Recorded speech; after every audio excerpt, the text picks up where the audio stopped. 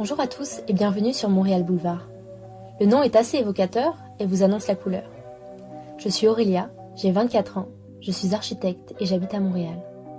Dans ce podcast, je souhaite vous partager mon expérience à Montréal depuis 7 mois, mais pas que. Depuis que j'y vis, je ne cesse de découvrir des petites perles qui me font vibrer et que je souhaite vous partager sans plus attendre. Aujourd'hui, je reçois Lorraine Rochat, fondatrice de l'épicerie en ligne Zéro Déchet Boko Boko.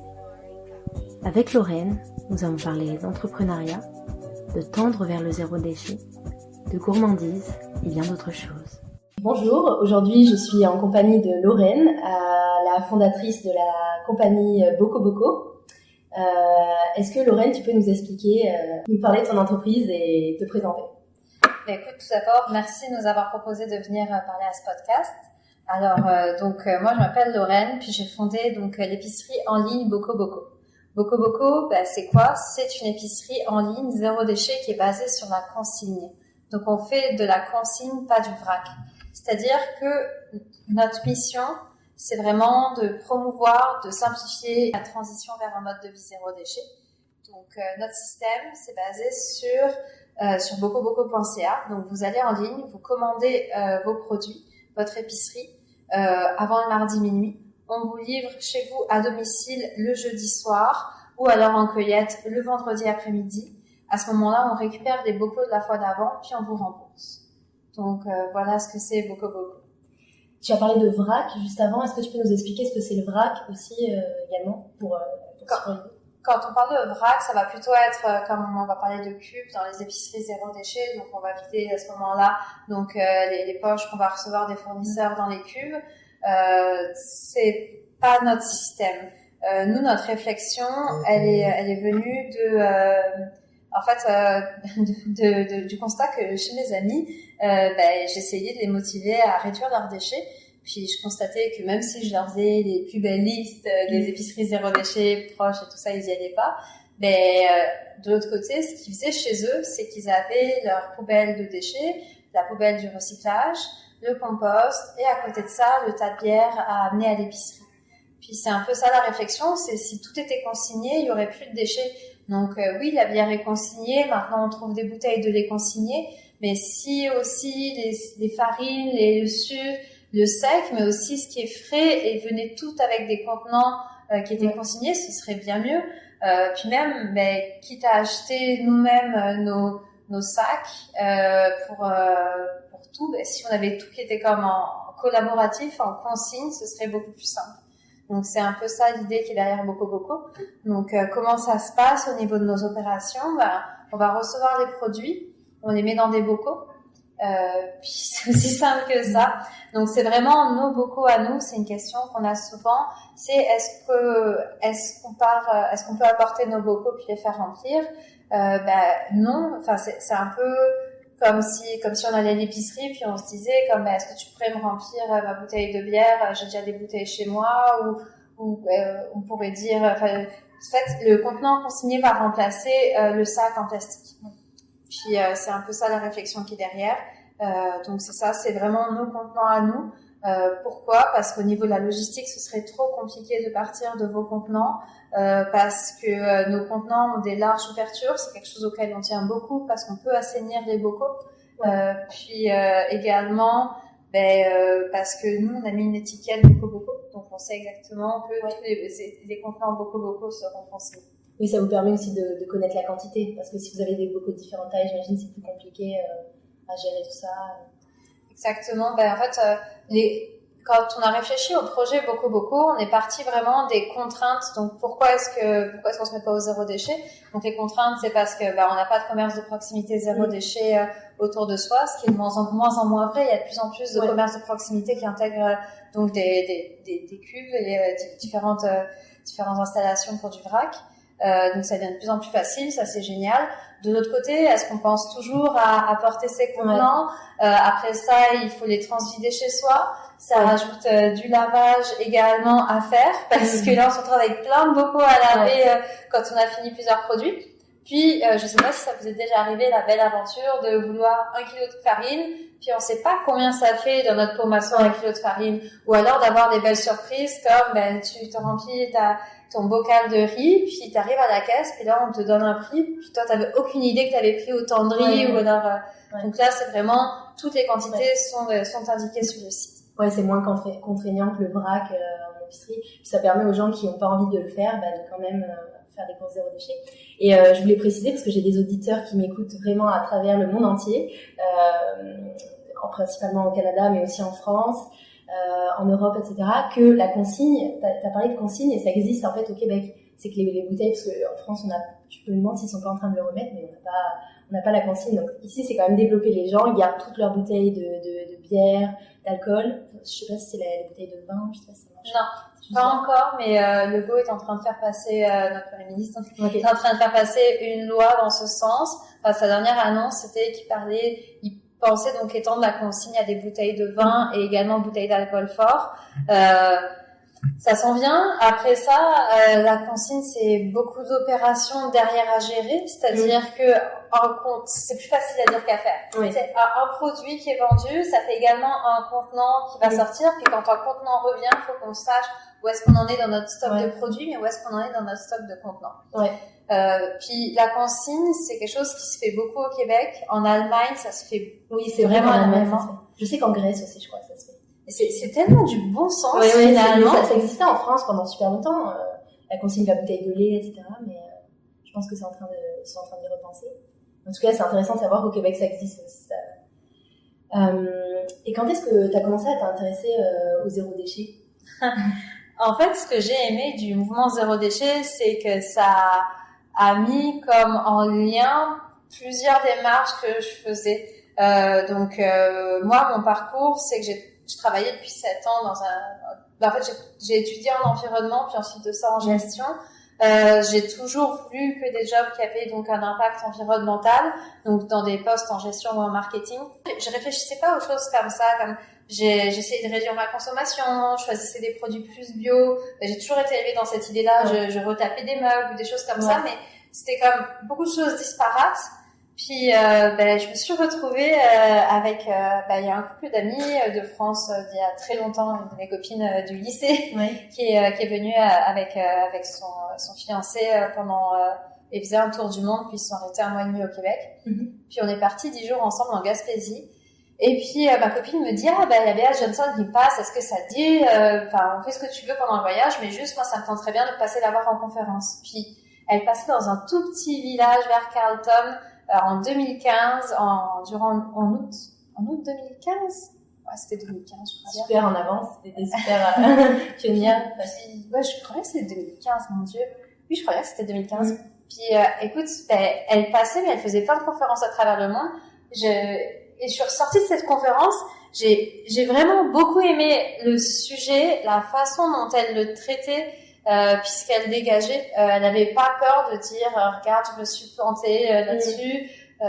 Puis tu sais, je suis revenue de mes 10 jours de camping, puis quand t'es en camping, t'as quasiment rien. Ouais. Tu vis avec ton petit backpack et t'as pas besoin d'autre chose. Tu reviens dans ton appartement, puis tu regardes ta quantité de sous-vêtements, de vêtements que t'as, plein de choses qui servent à rien. Tu sais, ça a mis plein de sens dans plein de réflexions que j'avais. Puis j'ai commencé à faire mon tri petit à petit, à lire plus sur le sujet, à lire également le livre de Marie Kondo, qui est vraiment c'est Tendre vers le zéro déchet, c'est ça? Non, Marie Kondo, c'est La magie du rangement. Ah non, c'est ça. C'est le livre de Mélissa qui est sorti à Montréal, Tendre vers le zéro déchet. C'est ça. On a parlé. Puis c'est ça. Puis ensuite de ça, j'ai commencé à m'intéresser plus à ce sujet. Puis en fait, au tout début, Boko Boko, c'était pas un projet d'épicerie. C'était un projet quand je me suis mis au zéro déchet, moi, mon plus gros défi, c'était pas forcément les produits, c'était surtout, quand tu travailles beaucoup, tu reviens du travail le soir, il faut que mon plat soit prêt. Donc, il y a des fois où j'ai eu le temps de préparer donc des lunchs et des repas d'avance. C'est pas vrai que je vais préparer toute ma semaine d'avance le dimanche. Et puis si tu commandes, si tu prends un plat à l'épicerie, tu viens de scraper tous tes efforts. Le joli petit plastique noir avec le petit dessus transparent, c'est ça. Donc je me suis mis à faire des conserves à ce moment-là pour réduire mes déchets. Et c'est vraiment un truc de grand-mère, tu sais. Ouais. Puis j'ai tellement aimé ça, j'avais fait plein de ratatouille qui est un de mes plats préférés. Puis j'avais tout fait ça stérilisé à l'autoclave. Et pendant toute l'année, bah, tu sais, tu peux te faire des ratatouilles avec du riz, avec des pâtes, avec plein de céréales. Puis j'avais des plats qui étaient équilibrés, qui étaient santé, qui étaient bons. Puis au départ, je m'étais dit, bah, finalement, est-ce qu'on pourrait pas faire plutôt un système de plats tout en conserve et tout avec des plats stérilisés. J'ai fait un premier plan d'affaires, puis un deuxième. Puis là, je me suis rendu compte à quel point ça devenait compliqué. Puis pour que ce soit rentable, fallait que je fasse des quantités énormes. Comme fallait au moins que ça dépasse 750 produits par ligne. Puis c'est pas du tout ma vision de l'artisanal. Ça devient comme quelque chose qui est un peu de l'industriel plus. Un peu industriel, puis aussi dans la réalité, faut être bonne cuisinière, ce qui est pas forcément ma force. Fait que je préfère que ça reste une passion. Là, on a un produit qu'on vend sur notre site qui s'appelle Les Ricaneuses, et elle a lancé ce produit-là. Donc, elle fait plusieurs plats en conserve. Je trouve ça génial, puis j'ai beaucoup d'admiration pour elle. C'est très compliqué à faire ça, à faire passer toutes les lois au niveau de la salubrité, de l'innocuité. Parce qu'il faut que chez toi, tu aies une cuisine qui soit... Oui, c'est une cuisine professionnelle, mais c'est le produit en lui-même. Souvent, dans l'industrie, on va mettre je crois que c'est de l'acide citrique, justement pour toujours stériliser ton pH, puis que tu puisses toujours le garder à température tablette. Par exemple, les sauces tomates, c'est un fruit et légume qui est vraiment acide, donc c'est assez simple à faire, t'as pas besoin de le stériliser. Pour les aubergines, par exemple, il va falloir stériliser, puis pour aller chercher donc une plus haute température. Bref, c'est beaucoup de complications, des recettes à déposer. J'ai beaucoup d'admiration pour elle. Puis mon projet a évolué petit à petit vers Boko Boko. C'était parce que je me suis dit, quitte à vendre des ratatouilles, finalement, si je vendrais... puis c'est sûr que dès la base du projet, c'était avec de la consigne. Puis je me suis dit, quitte à vendre des ratatouilles, est-ce que ce serait avec le riz? Est-ce que ce serait avec ça? Parce que la consigne, c'est venu parce qu'au Québec, donc on le fait beaucoup. C'est aussi parce que j'étais un peu tannée on me dise il y a un bocal, c'est réutilisable, tu vas pouvoir faire des jolies bougies chez toi. Et là t'es comme nice, mais j'ai envie de faire 30 000 bougies non plus, quoi. C'est ça. Puis je suis pour le réutiliser, mais au bout d'un moment j'avais plus d'idée de réutiliser mes bocaux en verre, donc c'est un peu comme ça que ça a évolué vers la consigne. Et je voulais juste revenir sur un point, tu as parlé de Bea Johnson. Est-ce que tu pourrais dire pour nos auditeurs qui est cette personne? Parce que donc Bea Johnson, c'est un peu celle qui a lancé le mouvement Zéro Déchet. En 2012, elle a écrit un livre sur justement comment on peut vivre une famille en produisant seulement un bocal, un pot maçon de déchets en un an. Donc vous pouvez chercher sur Google donc le livre de Bea Johnson. Le titre c'est le Zéro Déchet ou quelque chose comme ça. Puis il est vraiment bien. Vous allez le trouver dans toutes les bonnes bibliothèques à côté de chez vous. Vous avez sûrement un ami qui l'a. Je vous conseille vraiment de le lire. Moi, c'est vraiment un livre que j'ai aimé lire. Elle parle à la fois de son expérience. Elle donne également des recettes. C'est assez complet. Tu sais, tu peux autant le lire comme le feuilleter de temps en temps. C'est ça, tu peux revenir dessus. Est-ce que tu pourrais nous dire d'où tu viens? Parce que ça, c'est intéressant. Oui, j'aurais peut-être dû commencer par ça. Non, mais c'est ok. Moi, je m'appelle Lorraine, puis je viens de la région grenobloise. Je suis venue ici en 2007 finir ma licence en France, donc ici mon bac en géographie. Ensuite de ça, j'ai fait une maîtrise en géographie à l'Université de Montréal. Donc j'étais en ethnoécologie et conservation de la biodiversité. Je suis partie faire ma maîtrise recherche au Pérou. Et pendant ma maîtrise, j'étais un peu déçue de mes constats. Je faisais une étude comparative entre deux communautés quechua pour un projet écotouristique. Et en fait, j'analysais l'impact environnemental, social et culturel du projet. Et la conclusion au niveau environnemental, elle était très faussée parce qu'il y avait beaucoup de communautés qui avaient décidé finalement de maisons qui avaient décidé d'installer des fosses septiques ou pas forcément de trop pousser l'aspect environnemental.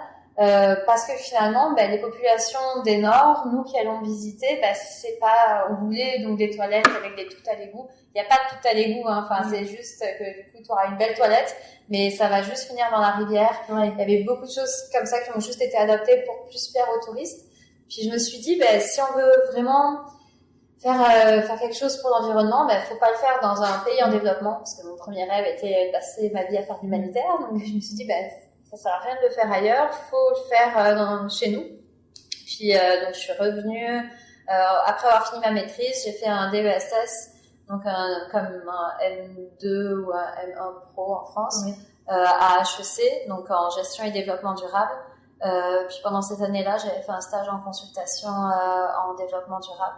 Puis j'avais beaucoup aimé ça. Donc ensuite de ça, j'ai travaillé en développement d'affaires pour des crédits carbone. J'ai travaillé pour une entreprise également comme chargée de projet pour mon Dieu, c'était un titre long, c'était chargée de projet pour les matières résiduelles agroalimentaires. Okay. Donc c'est-à-dire toutes les entreprises qui sont en alimentaire, donc elles vont faire des déchets comme par exemple la bière. Ouais. La première étape de la bière, c'est de faire comme une infusion avec du houblon. Okay. Puis quand tu as fait ton infusion, tu vas juste récupérer l'infusion, mais tout le houblon, il y a encore plein de nutriments, donc essayer de récupérer cette matière qui allait avant à l'enfouissement, puis soit le donner en nourriture animale, soit essayer de travailler en sorte pour que ça aille en compostage. Donc dans ces cas-là, il faut faire des plans d'épandage, il faut travailler avec des gouvernements. Puis ensuite de ça, je travaillais dans une boîte d'architecture en gestion de projets. Je travaillais je travaillais dans une entreprise d'architecture pour mettre en place donc des stratégies durables pour les bâtiments. Donc c'est ça. Petit à petit, en 2017, j'ai commencé à faire le premier plan d'affaires pour Boko Boko. En 2018, on avait participé à un concours. C'était un start-up week-end éco-social. Puis pendant ce week-end-là, on a fini 3e. Puis surtout, il y avait eu des très belles discussions avec des mentors, des coachs, qui ont permis vraiment de se demander, tu sais, à la base d'un plan d'affaires, tu te demandes pourquoi tu le fais, pour qui. Puis c'était vraiment pourquoi on le fait, pour faciliter l'accès au zéro déchet. Puis là, vraiment à lister toutes les contraintes du zéro déchet. Puis essayer de voir comment tu les amorces. Ouais, c'est ça. Essaye de répondre à tout ça. Donc c'est ça, petit à petit, on a beaucoup évolué. Est-ce que tu peux juste préciser ce que c'est un startup week-end pour nos auditeurs rapidement, pour comprendre le contexte? Alors un startup week-end, en gros, t'as un week-end intense. Donc tu démarres le vendredi soir, tu finis le dimanche en fin de journée avec des pitchs. Puis en une fin de semaine, faut que t'aies développé, créé une équipe, parce qu'il y a des porteurs de projets, puis il y a des personnes qui vont aussi t'aider à développer le projet. Puis nous, en une fin de semaine, on avait fait comme une base de plan d'affaires, on avait fait un sondage sur le terrain, puis à la fin, on présentait, puis on avait donc un concours de pitch devant des juges. Ok. Et j'ai vu ensuite que tu avais déposé ton business plan à la Fondation Montréal Incorporation. Montréal Inc, oui. Ouais, Montréal Inc, je sais pas comment on dit. Et tu obtiens une bourse de, il me semble, 15 000 $, c'est ça? Exact. Est-ce que ça t'a suffi à commencer à mettre en place ton entreprise, ou sinon, comment t'as développé des fonds Non, mais très clairement, les bourses, c'est bien, mais tu les as pas tout de suite. Okay. Genre là, j'ai pas encore fini de toucher le deuxième versement de la bourse. Ah. Puis, mais par contre, le Montréal Inc, c'est vraiment une très belle. Si vous avez l'intention de créer votre entreprise, si vous posez des questions, ou alors que les startups vous intéressent et que vous habitez à Montréal, je vous invite vraiment d'aller voir Montréal Inc. En tant que, quand tu crées ton entreprise, donc tu as tout un réseau de soutien. En fait, tu as comme une conseillère, donc Myriam, qui est partie à la retraite, maintenant c'est France, puis sont vraiment géniales. Je leur écris mes besoins, je leur dis j'ai un problème là-dessus, puis là elles vont essayer de me trouver de meilleurs bénévoles d'affaires. Donc il y a comme elles ont un réseau de 400 bénévoles d'affaires qui va répondre à tes questions. Ouais, c'est bon à savoir quand on crée un projet. Et j'ai l'impression d'ailleurs, j'ai rencontré plusieurs personnes, surtout avec mon podcast, plusieurs personnes qui m'ont dit qu'on était vraiment accompagnés si on voulait créer une entreprise au Québec, enfin à Montréal en tout cas. Est-ce que c'est ton ressenti? Définitivement. C'est beaucoup. Enfin, quand tu crées une start-up, t'as tellement de défis sans arrêt. Tu te fais challenger sur plein de points. Boko Boko, on serait pas là aujourd'hui si j'étais pas aussi bien entourée. J'ai la chance d'avoir un super mentor, Alain Chouanière, qui est vraiment génial. C'est une personne qui a plus de 35 ans d'expérience en marketing et en stratégie pour des entreprises en agroalimentaire. Donc ça, c'est notre mentor. Puis également, on a un réseau de 3 coachs. J'ai notamment un coach/mentor par une autre organisation pour nous aider sur toute la partie web. C'est vraiment génial. T'as plein de questions. Quand tu lances ton entreprise, faut que tu saches tout. Puis c'est pas vrai que tu sais tout. Il y a tellement de personnes qui le savent mieux que toi. C'est beaucoup plus simple de leur poser la question, de pouvoir être bien conseillé, de pouvoir être bien accompagné. La Fondation Montréal Inc. également, le nombre de questions que j'ai pu leur poser, c'est fou. Si on devait compiler tous les courriels que je leur ai envoyés, non, c'est vraiment génial. Ouais, puis ça évite aussi à des personnes de se planter aussi, je pense. Oui. Quand on n'est pas bien accompagné, c'est le risque à prendre. Oui, puis ça permet aussi de diminuer le stress en tant qu'entrepreneur. T'es très stressé, puis là, t'as des personnes à qui tu peux parler, ça fait du bien. Et c'est comment d'être une femme entrepreneur? C'est comment? Écoute, quand on est au jour le jour dans notre local, c'est notre vie, donc on a tendance à oublier que ce qu'on fait, c'est vraiment différent. Puis des fois, tu te retrouves à un événement, puis là, t'es comme, oh my god, puis tu vois des gens bien straight, puis là, tu te dis comme, va tellement falloir partir de loin pour leur expliquer. Puis ça dépend vraiment des événements, ça dépend vraiment des personnes. En général, on a quand même la chance au Québec d'avoir une société assez égalitaire, même si il y avait des fois comme certains points que je pense pas que ce serait passé comme ça si j'étais un homme qui lançait son entreprise. Est-ce que tu as des exemples? Pendant un long moment, on était 2 à signer le bail, puis je voulais donc Boko était le garant moral, puis il faut des personnes qui sont des signataires. Quand on était 2 signataires, je voulais être la seule signataire. Ça n'a pas été facile. Il y a plein de choses comme ça. Puis tu te fais ma petite madadamé là, pas mal de fois. Mais c'est bien. Enfin, en général, ça se passe bien. Puis tu sais, l'avantage d'être entrepreneur, c'est aussi que tu peux choisir tes fournisseurs. Quand tu vois qu'une personne ne correspond pas à tes valeurs, c'est quoi? Pourquoi est-ce que je travaillerai avec lui? Oui, non, c'est sûr. C'est tout un écosystème aussi qui se crée autour de toi, j'imagine. Et qui sont tes clients, en règle générale? Quelles sont les personnes qui commandent sur Boko Boko? Les clients, les personnes qui sont intéressées, c'est des personnes qui sont souvent débordées. Donc des personnes qui ont comme 28, 40 ans, des personnes qui achètent en ligne.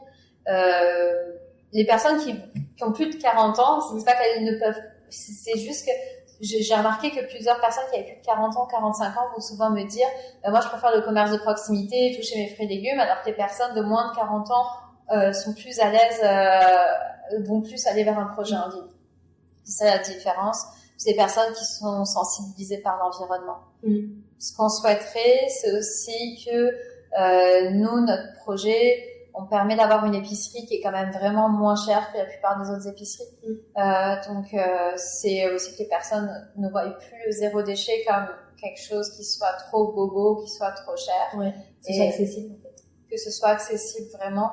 Puis également y aller vers la gourmandise. On est très gourmande, on choisit aussi des produits en fonction. Puis c'est ça. On aimerait qu'il y ait des personnes qui soient pas forcément intéressées par le zéro déchet, puis qui y aillent par d'autres moyens, et qui se disent comme hey, finalement j'ai réduit mes déchets, c'est nice. Ouais. Pas forcément le faire sans s'en rendre compte en fait, pas comme une contrainte. Et comment vous avez communiqué sur votre projet? Comment t'as trouvé les premières personnes? Comment on a communiqué? Mon Dieu, c'était au tout début du projet, par Facebook, créer une page Facebook, en parler autour de nous, en parler à des groupes. Le fait d'avoir gagné la bourse de Montréal Inc., donc ça c'était en avril dernier. Ensuite de ça, Boko Boko était lauréat local du défi Ose entreprendre. On a eu un article dans le journal Métro, on a eu des articles presse dans le journal 24 heures également, qui sont des journaux gratuits à Montréal. Puis on avait participé à un événement qui était organisé par Montréal Inc. Oui. C'est un événement où il y a beaucoup d'entrepreneurs, ça s'appelle la Grand-Messe, chaque année au mois de mai. Puis c'est ça nous a permis de rencontrer pas mal d'autres monde. Puis petit à petit, de fil en aiguille, il y a une petite communauté qui s'est créée. C'est sûr que les articles presse ont beaucoup aidé. On a eu une entrevue sur VTD en janvier dernier. Puis là, cette année, en 2019, la campagne de sociofinancement a permis de faire parler de nous. Oui. La course à la bourse au premier prix de la ville de Montréal et l'article sur la presse nous a beaucoup aidé. L'article sur les affaires également. Donc c'est ça, les choses évoluent petit à petit. On a une belle courbe de croissance. Combien de temps concrètement ça t'a mis depuis l'idée de Boko Boko jusqu'au lancement des premières commandes? Mon Dieu, tellement longtemps. Au tout début, regarde, quand tu lances ton projet d'entreprise à Montréal, avant ça s'appelait le SAGE, maintenant c'est à l'école des entrepreneurs. Tu vas apprendre un cours pour faire un plan d'affaires. Donc mon premier cours, c'était en octobre 2017. Donc encore déjà, il a fallu que je me dise comme ça y est, tu t'inscris au cours, c'est bon, tu commences. Donc c'était 2 mois de cours, donc c'est en octobre 2017. Puis le lancement a eu lieu le 26 avril 2019. Mais le projet est vraiment passé par différentes phases, différentes étapes. Tu vois, entre octobre et décembre, c'était plutôt différentes étapes, différentes recherches, tâtonnements vers quoi on se dirige. C'est sûr que le startup EcoFest a vraiment changé la donne, dans le sens où on s'est posé les questions autrement. Puis on a fait le business model Canva, qui est vraiment bien comme exercice. Puis là, on a rencontré plusieurs mentors.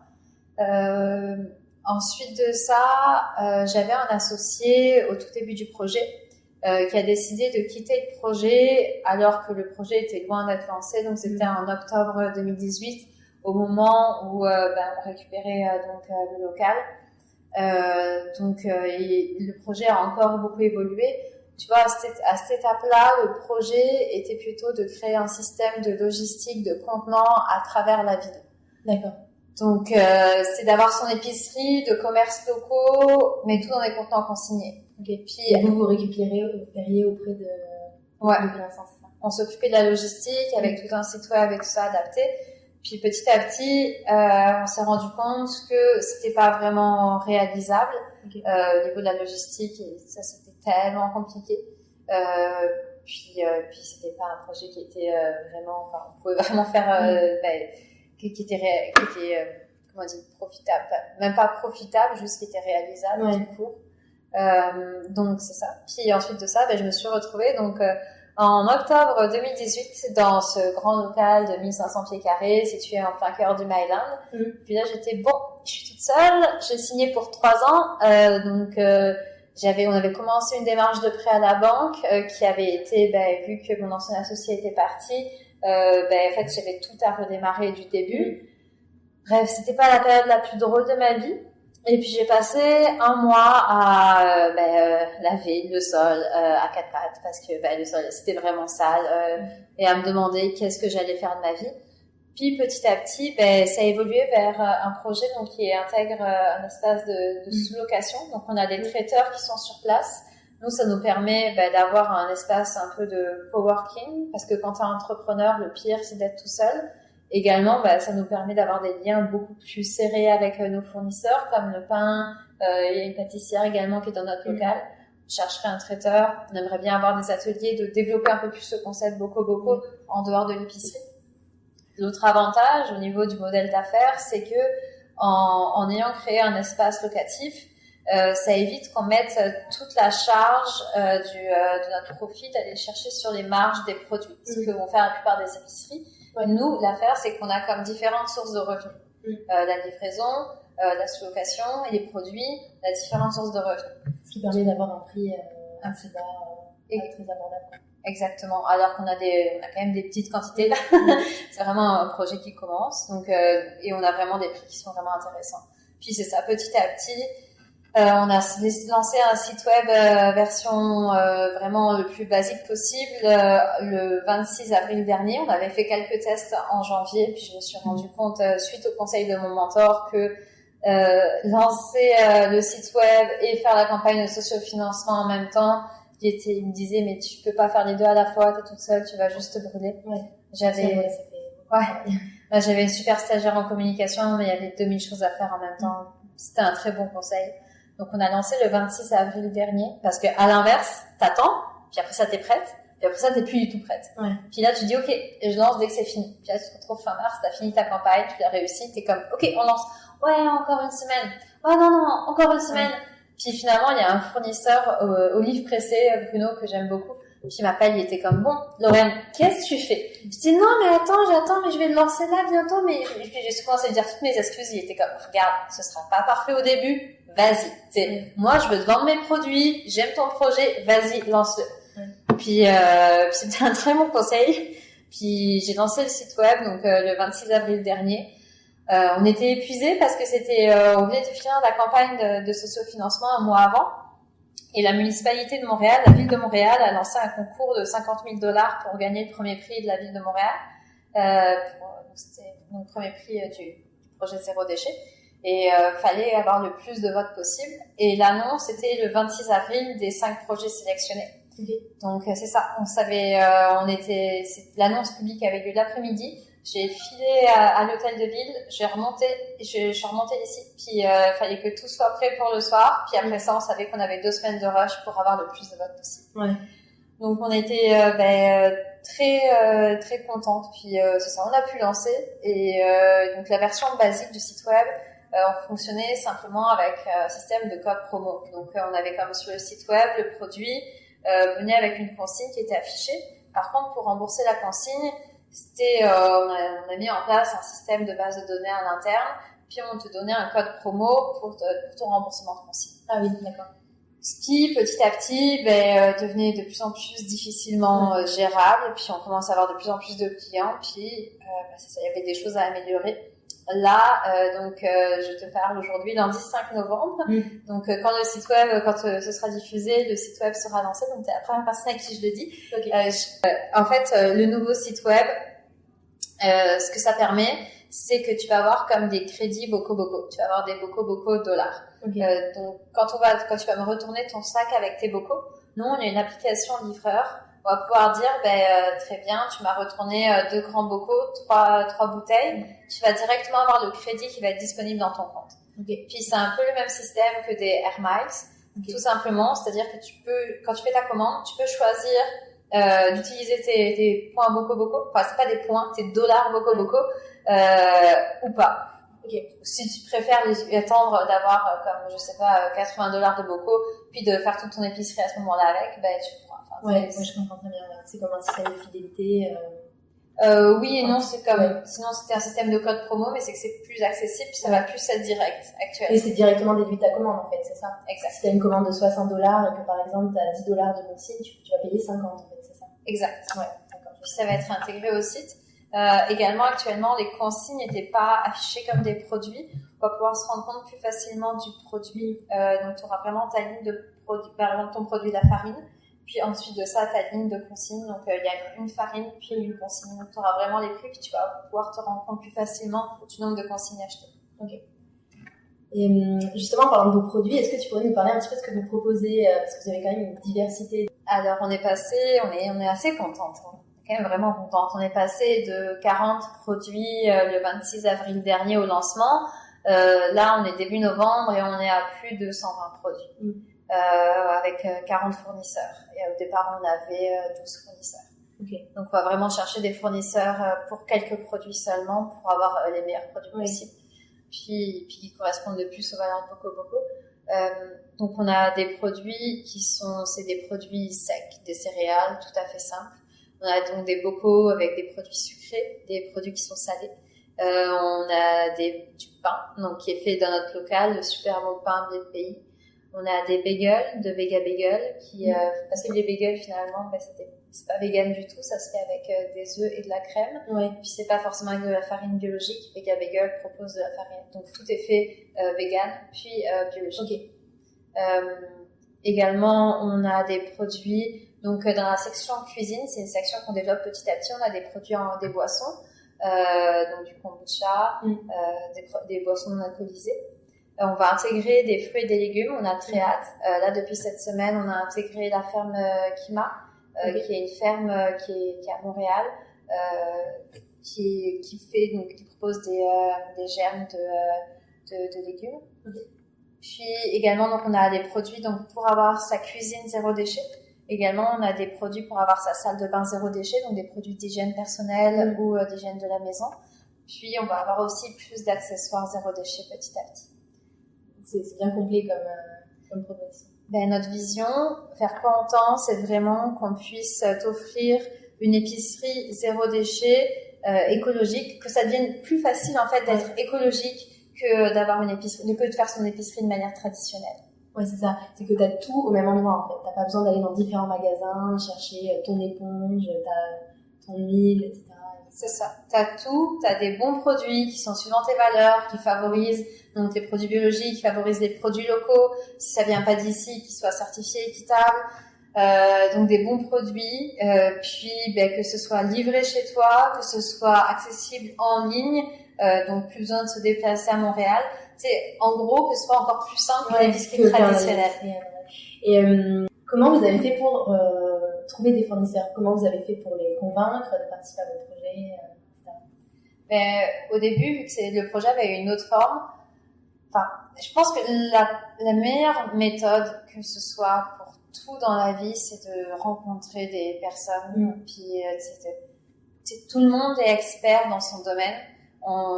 La première année, on a dû rencontrer à peu près au moins une semaine sur deux, on avait des rencontres avec des personnes, que ce soit en livraison à vélo pour savoir comment ça se passait, que ce soit des livreurs ou des personnes qui utilisaient des vélos cargo ou des fournisseurs ou des épiciers. On a rencontré tellement de monde. Après ça, des fournisseurs, ça n'a pas été difficile dans le sens où nous, ce qu'on leur propose, c'est de vendre leurs produits. Puis c'est ça, c'est aussi ce qui est plus compliqué, c'est de trouver vraiment le fournisseur qui correspond à nos valeurs. Donc ça demande beaucoup plus de recherche. Mais c'est tellement fun, dans le sens où c'est quelque chose que avant, pour moi, ça me passionne d'aller chercher le produit le plus écologique, d'aller chercher, de faire travailler des personnes locales aussi, j'imagine, c'est une satisfaction. Oui, puis c'est tellement fun d'avoir des discussions avec d'autres entrepreneurs qui sont passionnés, qui aiment leurs produits, là, dans notre espace, Max de Ville Pays est là aussi. On a tellement des belles discussions par rapport au produit final, mais aussi à tous les ingrédients, ou des réflexions par rapport à la façon dont on se fait tout ce qui est alimentaire actuel. C'est vraiment le fun. Non, c'est vraiment des belles discussions. C'est des beaux entrepreneurs, c'est des beaux projets. C'est vraiment le fun de discuter avec eux. Puis je suis très contente de les vendre et de voir que nous aussi on peut aider à leur projet. Ouais, c'est sûr, c'est donnant en fait. Et tu as parlé aussi de livraison. Est-ce que tu pourrais nous parler nous raconter comment vous faites votre livraison? Alors nos livraisons se font en communauté. Nous, ce qu'on souhaite, c'est d'avoir la livraison la plus écologique possible. C'est sûr que dès le départ, on n'allait pas partir sur une livraison en camion pour un projet écologique. Donc on est parti, on se disait idéalement une livraison en vélo. Puis si c'est pas en vélo, ce sera des livraisons donc en véhicule électrique. Dans la réalité, avoir accès à un véhicule électrique, c'est pas si simple que ça. Donc c'est cher, faut recharger. Exact. Donc Communauto, donc c'est un système d'autopartage à Montréal. C'est vraiment une belle entreprise avec des belles valeurs, puis qui est donc notre partenaire, donc qui nous aide dans le projet. Donc grâce à eux, on peut utiliser leur véhicule pour les livraisons. Ce qu'on souhaite, c'est faire de la livraison à vélo, donc à vélo cargo. Puis plus que ça, à vélo cargo motorisé, parce que Montréal, ça monte, ça descend, on veut avoir un petit moteur électrique. Mais c'est fun, hein. Enfin, franchement, faire du vélo cargo ou un vélo avec une remorque électrifiée, tu vas tellement vite, t'as tellement pas l'impression de forcer. On a vraiment hâte de les avoir. Là, on a gagné le prix de la Bourse de Montréal au mois de mai. Donc, on est en novembre, puis on attend le financement pour pouvoir les acheter. Ah oui, d'accord. Donc là, on en a essayé quelques-uns, on va continuer à en essayer, puis essayer de trouver vraiment le modèle qui nous convient le plus. Puis comment on livre chez les personnes, en fait, tous les produits vont venir dans un sac Donc moi, je vais venir chez toi, je vais te livrer dans notre sac Boko Boko, puis tu vas me retourner le sac de la dernière fois. Donc c'est ça avec tes bocaux. Avec les bocaux, ouais, c'est ça. C'est un peu d'où le nom, c'est Boko Boko, c'est des bocaux pleins contre des bocaux vides. Ouais, non, c'est une bonne idée. Quel est ton produit coup de cœur en ce moment? Tes produits coup de cœur. Il y a différents produits que j'adore. J'aime beaucoup donc les produits de la ricaneuse. Donc José qui a fait donc ses produits dans ses contenants consignés. C'est vraiment génial. Il y a plein de fois où j'ai pas le temps. Puis j'essaye de faire le plus d'efforts possible. Puis tu sais, je veux vraiment que ce soit simple certains soirs. Puis je suis débordée. Puis de pouvoir juste ouvrir, je sais pas, t'as des dalles, t'as différents plats comme ça. J'ai juste besoin de faire chauffer du riz, j'ouvre ça, je mets à chauffer, puis je sais pas, en 12 minutes c'est prêt, j'ai un super bon plat. Donc ça, puis j'aime beaucoup sa démarche. Elle va augmenter sa gamme de produits petit à petit. J'aime beaucoup les shampoings d'Apicrème. C'est vraiment un coup de cœur ce qu'elle fait. Elle a vraiment une belle démarche. Puis, tu sais, c'est la seule que j'ai rencontrée qui a pensé à ses produits jusqu'au bout. C'est-à-dire que les shampoings viennent avec un petit sac en organza. Okay. Ça fait comment est-ce qu'on appelle ça, un sac, un petit économiseur qui est intégré avec, parce que c'est bien beau de se laver avec des produits plus solides, mais ensuite de ça, tu te retrouves avec des mini boules. Ouais, c'est vrai. Puis tu les utilises pas. Puis là, tu peux juste passer tes mains en dehors du sac, puis ça va mousser. Puis tu vas pouvoir utiliser ton shampoing ou ta barre de douche jusqu'au bout. Puis sérieusement, son conditionneur est juste génial. Okay. Moi, ça va, parce que c'est pas facile d'en trouver moi, j'utilise que des shampoings solides, etc. Mais un conditionneur solide, c'est pas forcément facile. Elle est un bon, quoi. Elle met avec une poudre, je sais plus comment ça s'appelle, c'est un produit qu'utilisent beaucoup les femmes indiennes qui leur font des cheveux super brillants. Okay. Puis tu sais, elle arrêtait pas de me dire essaye mon conditionneur, essaye-le et tout ça. J'étais oui. Puis tu sais, je pensais que j'en avais pas besoin. J'étais mes cheveux sont propres, ça te Puis non, c'est vraiment génial. J'ai jamais eu les cheveux aussi brillants de ma vie. Okay. Bon, puis sinon, j'adore les produits que propose Olive Pressée. C'est des huiles d'olive qui goûtent vraiment l'huile d'olive. J'ai eu un peu plus dernièrement sur l'huile d'olive. Puis il y a beaucoup de fraude en alimentation sur l'huile d'olive. Puis il y a eu plusieurs médailles. Elle est vraiment bonne. Il y a des vinaigres balsamiques à la poire, à la figue. Ça, c'est vraiment bon. Des pains de Max. Donc Max qui a vraiment une belle démarche zéro déchet, qui fait du pain au levain sur 30 heures, qui est super bon. Donc avec 2 fermentations, puis donc que des ingrédients biologiques, qui favorisent donc des ingrédients le plus local possible. Puis des fois il développe des nouvelles recettes. Puis on est ses premiers testeurs et c'est vraiment un vrai plaisir. Puis c'est un plaisir de travailler avec lui. Puis son pain peut se garder, tu peux le garder jusqu'à 5 jours, jusqu'à 7 jours, mais tu peux, avec un emballage, avec de la cire d'abeille autour, c'est vraiment génial. Enfin, ça faisait longtemps que j'avais pas retrouvé un bon pain comme ça. Puis là, on va avoir les produits de la transformerie dans pas longtemps. Okay. Donc je suis vraiment contente de travailler avec ce projet. C'est quoi comme produit? Donc la transformerie récupère des fruits et des légumes abîmés. Okay. Puis Guillaume Quentin, donc qui est comme le fondateur du projet, est l'ancien chef du restaurant Les 400 coups, donc un très bon restaurant à Montréal. Puis ils partent des fruits et des légumes abîmés qui sont finalement les fruits et légumes les plus sucrés. S'ils sont abîmés, c'est justement parce qu'ils sont très bons. Ils sont super mûrs, quoi. Et il en fait des merveilles. Donc des marmelades, des confitures, des produits comme ça. Et tout vient dans des contenants consignés. Ah ouais, donc là, ça va être encore plus varié de ce que vous allez proposer. C'est top. Mais je pense que j'en ai oublié plein, mon Dieu, tu sais. Il y a d'autres produits comme, là, on a ajouté des amandes fumées au mesquite. Oui, j'ai vu ça aussi, ouais. Oh mon Dieu, c'est bon! Mais tu sais, quand tu réduis tes déchets, bon, j'adore les chips, j'adore les croustilles comme ça, enfin. Puis, tu peux pas vraiment vendre des croustilles en 0 déchet parce que, dans un sac de chips, il y a quasiment que de l'air. Et que là, un bocal transparent, tu vas te rendre compte que c'est quasiment que de l'air. Puis en plus de ça, ça va beaucoup se casser au fond, ça va s'abîmer. Mais j'adore vraiment les croustilles. Et là, tu sais, je retrouve le goût des chips barbecue, les chips fumées, tout ça. C'est bon. Maintenant, je vais te poser la question. Si je te dis Montréal, ça t'évoque quoi? Mon Dieu, tellement de choses en même temps. Mais je suis tellement heureuse de vivre ici. C'est un choix que j'ai fait, puis je suis vraiment contente de m'être installée ici. C'est une ville qui est à la fois qui est assez verte, qui est assez sportive, qui est assez innovante. de ma vision, il y a beaucoup d'entrepreneurs. C'est très, on va dire, ouvert à ça, tout ça, toutes les initiatives en fait. Ouvert au changement, ouvert à l'innovation. Aux idées. Vraiment. C'est pour ça que je fais mon podcast aussi, pour rencontrer ce genre de personnes. Et en quoi tu t'y sens bien finalement? Pourquoi tu as choisi de rester là et non pas rester en France? Regarde, je viens de la région grenobloise et quand je suis partie, je pensais pas partir pour aussi longtemps. Ça va faire donc 2019, je suis partie en 2007, ça va faire 12 ans. Ouais. Donc ça fait longtemps. Je suis venue au départ pour 1 an, puis finalement ma maîtrise donc juste 2 ans, puis après ça t'as un permis de travail ouvert pendant 3 ans, puis tu te dis qu'est-ce que t'es genre, je sais pas qu'est-ce que je vais faire à 25 ans, donc je vais en profiter. Puis après ça tu te dis comme finalement j'aurais dû faire ma résidence permanente plus tôt. Ouais. Puis c'est ça, les années ont passé, finalement j'ai ma vie qui est ici maintenant, je suis installée ici, j'ai mon réseau qui est ici depuis 12 ans. Il y a des choses qui paraissent similaires avec la France, puis à la fois pas du tout. À chaque fois que je rentre en France, ça me fait toujours un petit choc culturel. Je mets quelques jours à me réhabituer. C'est vraiment, c'est pas les mêmes valeurs, c'est pas les mêmes façons de penser. C'est une vie qui est super positive. Oui, c'est vrai. J'ai remarqué ça. J'aime ça, la façon dont, tu peux changer, tu peux être qui tu veux. Ouais, c'est ça. Possible en fait à Montréal. On a cette impression-là. Ouais, vraiment, tu peux devenir qui tu veux en fait. J'aime vraiment ça. Puis bon, maintenant, je suis installée. Ouais. J'ai mon petit chat, j'ai mon amoureux qui est ici. C'est ça.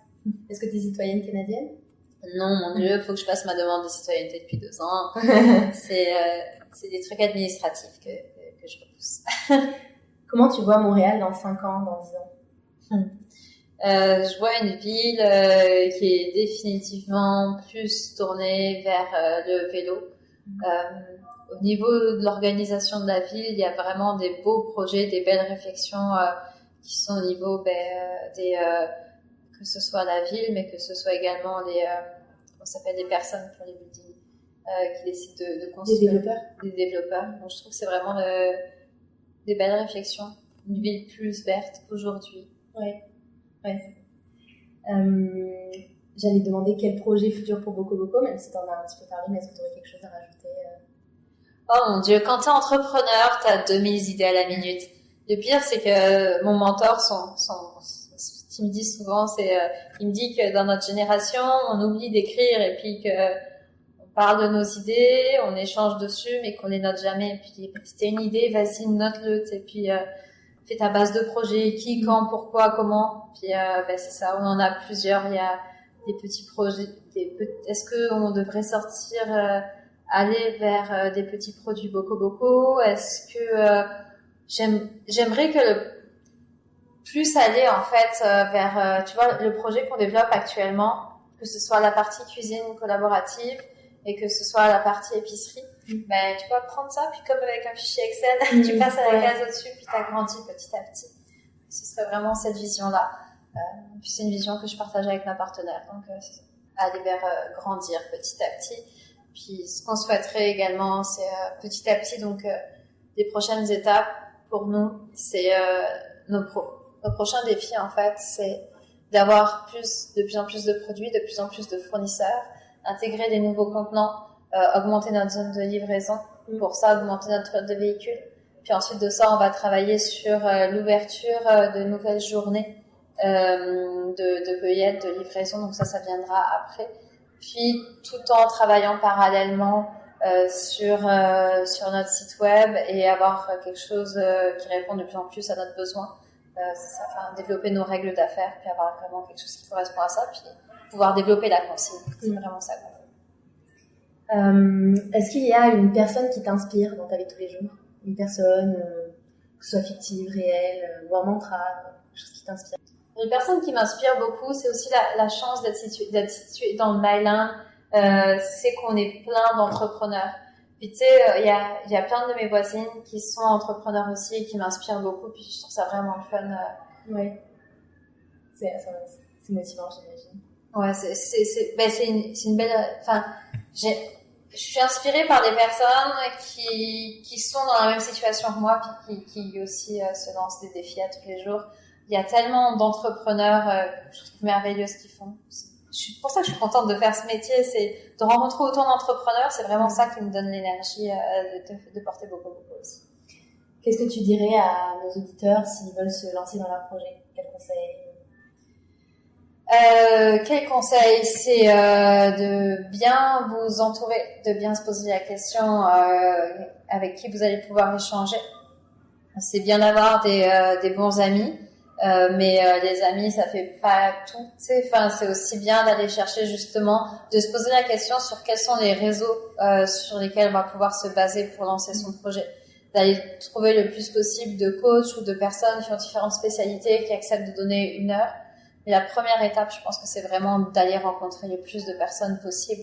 C'est de bien identifier c'est quoi ton projet, de faire le business model Canva, puis après ça d'aller rencontrer des personnes qui ont comme des projets similaires, pas des compétiteurs, ou si des compétiteurs aussi, mais pas forcément que des personnes qui sont des compétiteurs, aussi des personnes qui ont comme un projet similaire mais dans une autre branche. Ouais. C'est de faire le plus possible de rencontres, c'est vraiment ça qui est important. Ben, merci Lorraine d'avoir accepté ma proposition et pour toutes ces réponses super inspirantes. Et puis, où on redirige les personnes qui veulent en savoir plus sur BocoBoco? Et sur BocoBoco, vous pouvez nous suivre sur bocoboco.ca, donc vous inscrire. Également, on a une page Facebook et on a une page Instagram. Et aussi, avant de finir l'interview, on avait parlé du festival Zéro Déchet. Oui. Donc, quand je publierai l'épisode, le festival sera terminé, mais c'est quoi l'objectif que vous allez présenter à l'entreprise? Alors, pendant le festival Zéro Déchet, donc la première année, c'était 7000 personnes. L'année dernière, c'était 12 000 personnes, entre 12 000 et 15 000. Cette année, c'est entre 15 000 et 18 000 personnes attendues. Donc, c'est pour ça qu'on est un peu en rush en ce moment. Donc, pendant le festival Zéro Déchet, ce qu'on souhaite faire, c'est, on a pris un bel espace, puis c'est aussi pour pouvoir présenter nos fournisseurs. Donc, on a fait différentes tranches horaires, puis avec un programme, on va avoir différents fournisseurs qui vont être présents sur place et qui vont faire déguster leurs produits puis qui vont parler de leur projet.